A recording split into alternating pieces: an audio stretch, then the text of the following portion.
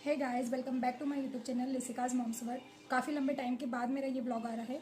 आज का ब्लॉग बहुत ही इंटरेस्टिंग होने वाला है, तो प्लीज़ ब्लॉग में लास्ट तक बने रहिए। आज मुझे बहुत सारा प्यार दीजिए। आज का फाइनली ब्लॉग है स्किन रिलेटेड, स्किन की सारी प्रॉब्लम से रिलेटेड है।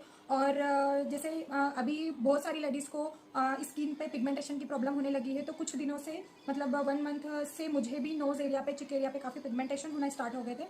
फिर मैं काफ़ी टेंशन में रहने लगी कि अचानक ही पिगमेंटेशन कैसे स्टार्ट होने लगे। तो मुझे जैसे मैं अभी पिगमेंटेशन होने लगा, काफ़ी पिगमेंटेशन होने लगा, डे बाय डे बहुत ज़्यादा इंक्रीज होने लगा, हाईलाइट होने लगा नोज एरिया पे।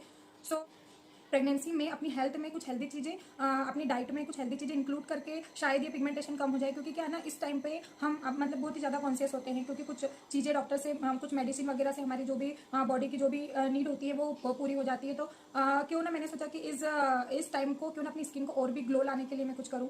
फिर मैंने काफ़ी सोचने के बाद में अपनी डाइट में चेंज करा और कुछ अपनी स्किन पे कुछ अप्लाई करना स्टार्ट किया।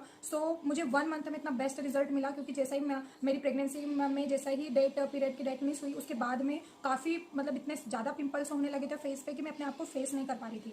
और इतने ज़्यादा पिंपल्स हो गए थे कि मतलब कहीं कुछ समझ में नहीं आ रहा था कि फेस पे कोई भी एरिया ऐसा छूटा नहीं था कि जब मतलब पिंपल्स नहीं हो। और नोज एरिया पे पिगमेंटेशन इतनी ज़्यादा होने लगी कि अचानक ही ऐसा लगा कि जैसे किसी ने कुछ यहाँ पे ब्लैक ब्लैक लगा दिया है। तो जब भी मिरर में देखना, ऐसा लगना कि कुछ कुछ लगा है, उसे साफ करो, कुछ लगा है कुछ साफ करो, सारा दिन फेस वॉश करो, फिर भी कुछ ना हो। फिर मैंने मतलब बहुत सोचा कि मतलब ऐसा मतलब अचानक कैसा स्टार्ट हो गया है। तो क्या होता है ना कि प्रेगनेंसी में कुछ हार्मोनल चेंजेस होते हैं, तो उससे क्या होता है पूरी बॉडी में डिसबैलेंस हो जाता है सारी चीज़ों का।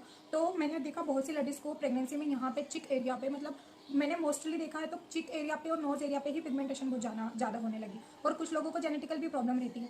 फिर मैंने कहा कि नहीं, अगर स्टार्टिंग में ये सिचुएशन है तो फिर लास्ट में क्या कंडीशन होगी। और ये पिगमेंटेशन क्या होगा कि अभी तो हम फ्री है, अभी एक ही बेबी है तो उसको अच्छे से मैनेज कर लेते हैं। फिर उसके बाद में अगर सेकंड बेबी आ गया तो फिर क्या करेंगे, क्योंकि वो टाइम मतलब वन ईयर तो ये होता है कि हम अपने आप पे ध्यान ही नहीं दे पाते। तो ये जब जैसे जैसे पिगमेंटेशन अगर एक बार आ गई तो फिर उसको जाना वो बहुत मुश्किल होता है। अगर हम लोग इनिशियल स्टेज पे ही अगर कंट्रोल कर ले पिगमेंटेशन को, तो पिगमेंटेशन काफ़ी हद तक कंट्रोल हो सकती है। और ये चीज़ें मैंने मतलब खुद अप्लाई करके, अपनी डाइट में चेंज करके, कुछ अपनी चीज़ों को चेंज करके मैंने खुद ये रिजल्ट देखा है कि 1 मंथ में मेरी पिगमेंटेशन पूरी तरह से खत्म हो गई, पूरी तरह से खत्म हो गई। और ये ऐसा नहीं है कि कंप्लीटली खत्म होगी तो वापस नहीं आएगी, ये मतलब दोबारा आ सकती है। और ये अगर अब स्टार्ट हुई है ना, तो ये अपनी लाइफ में अपनी मतलब कभी भी पिगमेंटेशन आ सकती है। तो अब इसका सॉल्यूशन सिर्फ एक है कि डाइट, प्रॉपर डाइट, और उसके बाद में जो भी अपने बॉडी की जो कुछ चीज़ें रिक्वायर है उसे कंप्लीट करना ही होगा। पहले क्या होता है, खाना खा लेते हैं और कुछ भी मतलब अपनी बॉडी की सारी चीज़ें मतलब पूर्ति नहीं हो पाती है। तो क्या होता है ना कि कहीं भी कुछ भी हार्मोनल अनबैलेंस हो जाते हैं,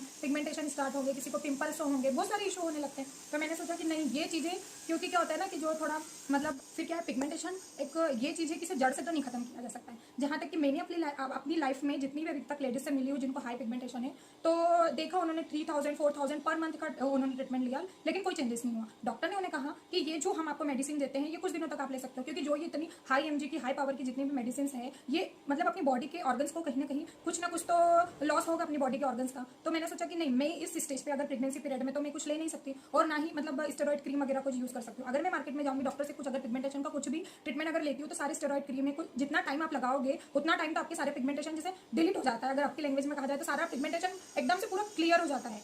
और फिर उसके बाद क्या होता है, जैसे आप मेडिसिन बंद करोगे वापस से पिगमेंटेशन स्टार्ट हो जाता है। और इतना हम लोग हर पर मंथ 3000 का ट्रीटमेंट तो लेने से रहे।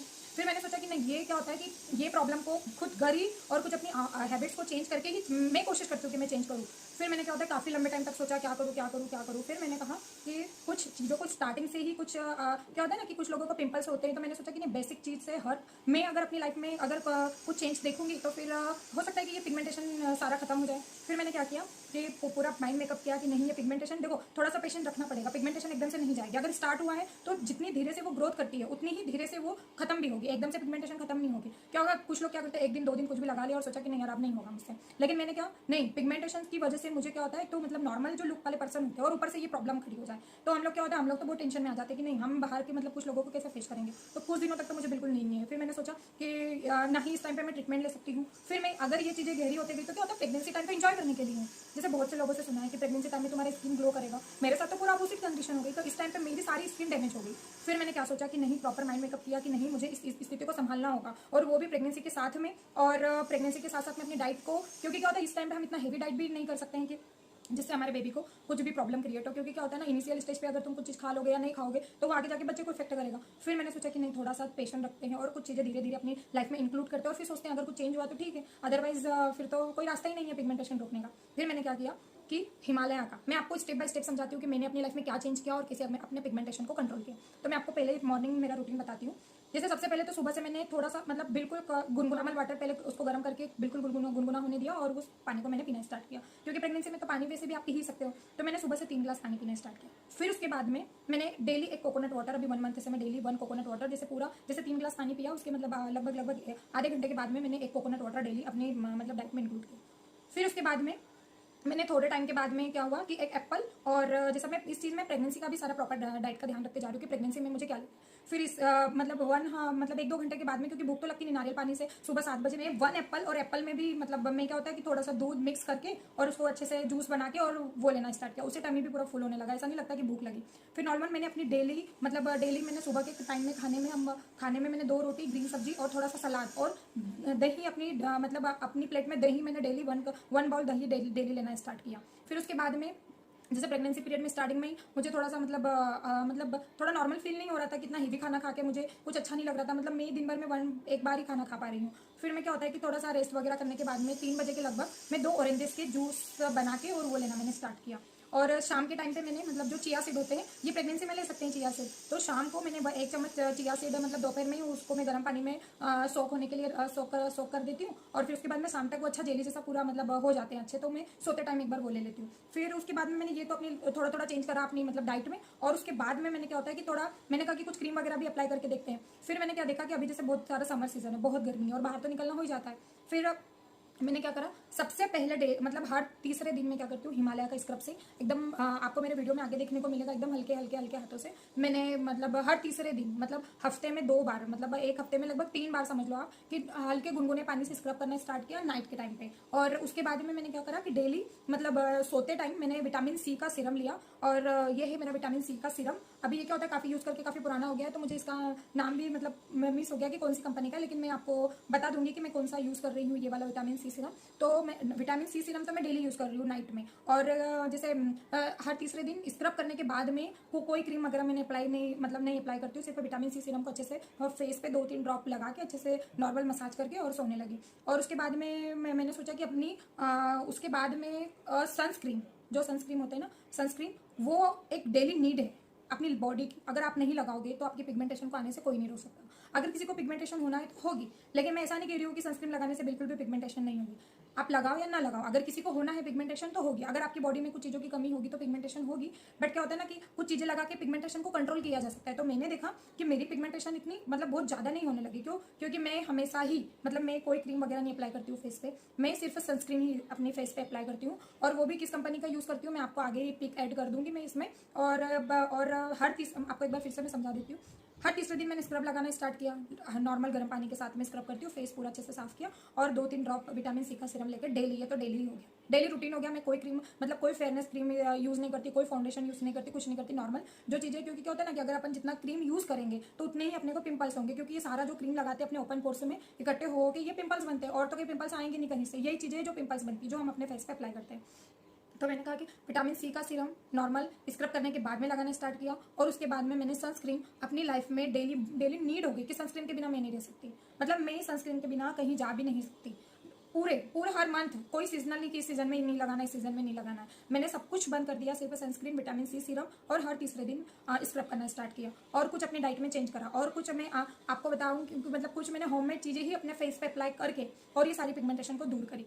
तो आप लोग बताइए, आप लोग भी ट्राई कीजिए, इससे प्रेगनेंसी पीरियड में आपकी पूरी पिगमेंटेशन खत्म होने वाली है, ये मैं डन और आपको 100% श्योर बोल सकती हूँ कि अगर आप आपका पूरा ध्यान रखेंगे तो आपकी 100% पिगमेंटेशन प्रेगनेंसी में खत्म हो सकती है। क्यों?